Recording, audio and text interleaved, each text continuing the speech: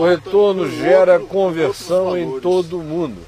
Quem já era legal, amplia a cosmovisão do significado da vida imensamente. O cara quase que vira um monge existencial no cotidiano dele, na percepção. Ora, os carinhas foram ali à Lua, viram a Terra de lá para cá, voltaram. Os 3 primeiros que foram. Nenhum deles conseguiu mais encontrar o caminho normal da vida. Agora imagina uma experiência de quase morte. O que gera? E os que são esses brabos, que recebem essa chance da bondade de Deus do retorno, todos eles voltam dizendo, hein? Eu quero agora encontrar um caminho de paz na vida, porque o negócio vai ficar preto. Porque 2 caminhos estão presentes do lado de lá também. Tem gente que se emburaca quase até o fim, na passagem para onde o retorno é desgraça. E voltam com aquela gratidão extraordinária da chance nova que receberam. Eu vejo isso, é uma graça da ordem de Melquisedeque. Eu vejo isso, é uma evangelização fenomenológica do Espírito Santo, aproveitando o fenômeno para semear a eternidade e consciência no coração de milhões de pessoas na Terra, enquanto os crentes ficam preocupados porque gente que não é de igreja também experimenta a bondade de Deus, e gente maldosa que não é também de igreja, em sendo chocada com a experiência, volta convertida e não necessariamente procura uma igreja, procura um caminho bom de Deus. Isso não serve para os crentes. Porque para crentes essa experiência só serviria se no final o ser de luz dissesse, você está voltando, mas não deixe de procurar a igreja evangélica mais próxima da sua casa. Aí eles iriam ter a confirmação. Mas é uma pergunta tão em cima disso que você está falando, e eu tenho um punhado aqui já, viu? Tá. Foi o Alenal. Caio, nesses casos, você já viu ou soube de alguém que teve uma experiência de, ao invés de ir no céu, foi ao inferno e voltou? Já. Mas não a totalidade do inferno. Sim, claro, né? Eu já ouvi experiências idênticas e não só nessa pesquisa. Nesse caso eu já ouvi mesmo, foi na experiência pastoral. Experiência pastoral. Por exemplo, lá na Mangueira, eu até entrevistei no programa Paripense, em 1966, um traficante lá da Mangueira, da pesada, que levou 6 ou 7 tiros, foi morto, foi jogado dentro da vala, morreu, está lá até hoje, contando a história. Morreu, se viu fora do corpo, todo ensanguentado. E, meu amigo, foi assim uma experiência, sem a gente querer hollywoodianizar nenhuma babaquice, mas assim, estilo Ghost. O que pegou ele foi sombra, assim, ele chupou. Que isso? O cara foi chupado para dentro de uma pré-sala de inferno tão esquisita. E ele ouviu aquela voz que disse, olha, você vai voltar pela bondade de Deus e por causa das orações da sua mãe, que está de joelho pedindo graça e misericórdia aos céus por você. E o cara ressuscitou no corpo morto.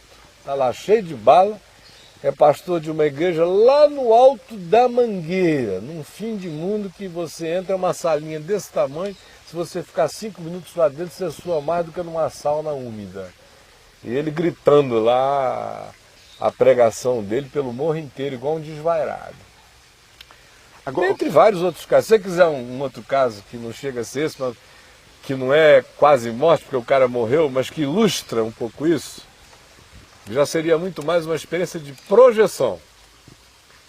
Não é? Que tem a quase morte, tem a experiência de projeção psíquica do indivíduo antes de morrer, que já é um outro fenômeno chamado de double. Isso pode acontecer num sonho, tem muita gente falando aqui. Já é outro fenômeno. Já é outro fenômeno. O terceiro fenômeno.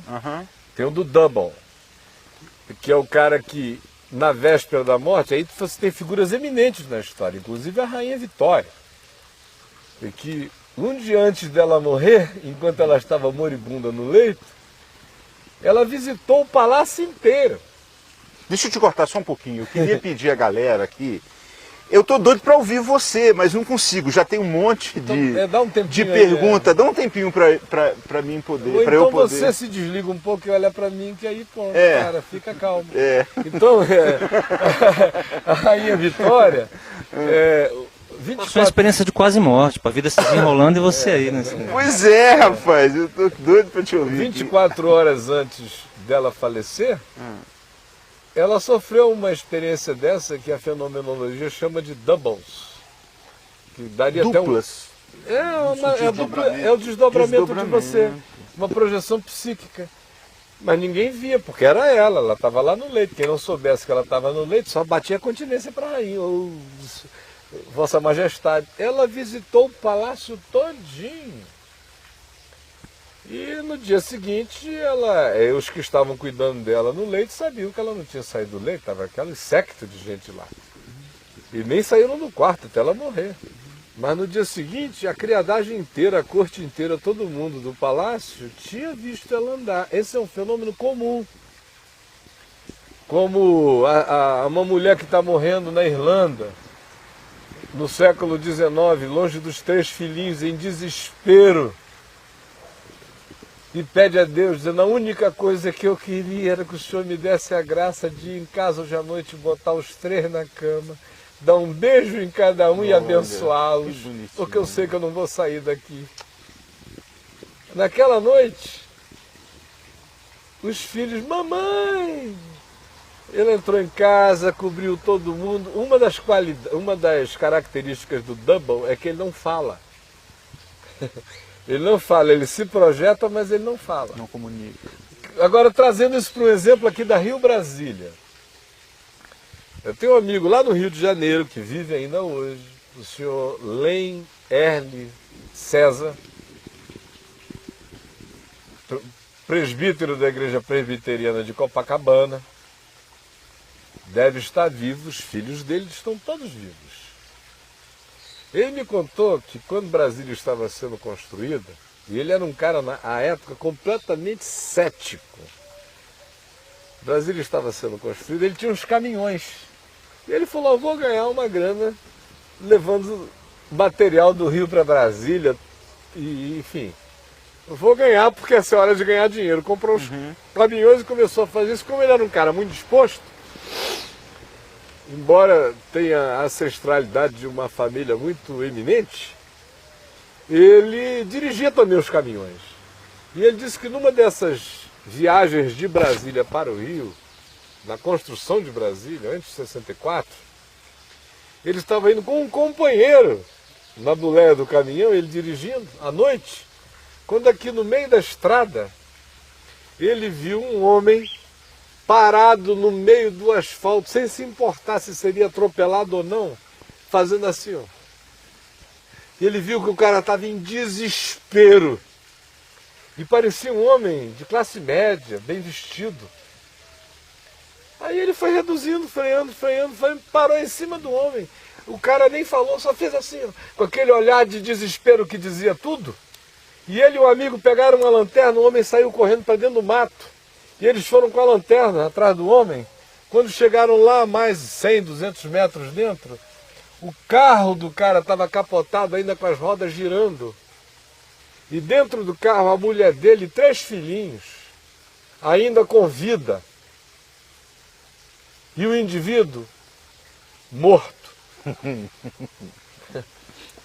O desespero desse homem antes de morrer por salvar a família dele foi uma coisa tão traumática que o que restou de energia psíquica nele, de amor paterno, se projetou para a estrada, parou o carro e a família foi salva porque esse meu amigo foi parado por essa projeção.